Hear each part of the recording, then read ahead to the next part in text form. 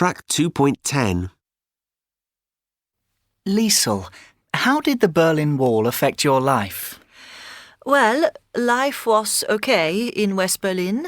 I was living with my parents and brothers, and I had a lot of friends. But the worst thing was not seeing my grandparents. Did you see them after they built the wall? Yes, just once. In 1963, they allowed people from West Berlin to visit their relatives in East Berlin. What was it like? My grandparents hardly recognized me. I'd grown up and changed my hairstyle and my look. Sadly, they died the next year. Tell me about the 9th of November 1989. I was listening to the radio when I heard that the wall was open. I went there and thousands of people were walking into West Berlin. It was incredible. People were crying, laughing and dancing.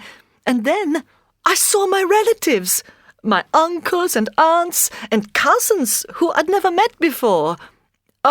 It was so emotional. And what's that, Liesel? It's a piece of the wall. I took it away on that day as a souvenir. Hans, did the Berlin Wall change your life? Yes, it did. I was 20 when they built the wall and divided the city. I used to work in West Berlin, but when the border closed, I lost my job because I couldn't get to work. I wanted to leave, but I couldn't. Did you try to leave? Never. But a friend of mine escaped to West Berlin. He climbed over the wall 2 days after they had built it, but it became more difficult to leave after that. Why was that? Well, the wall was very near to some flats, and at first people used to jump out of their windows and onto the wall, but then people weren't allowed to live in those flats anymore. But did people get to the other side in other ways? Yes, that's right.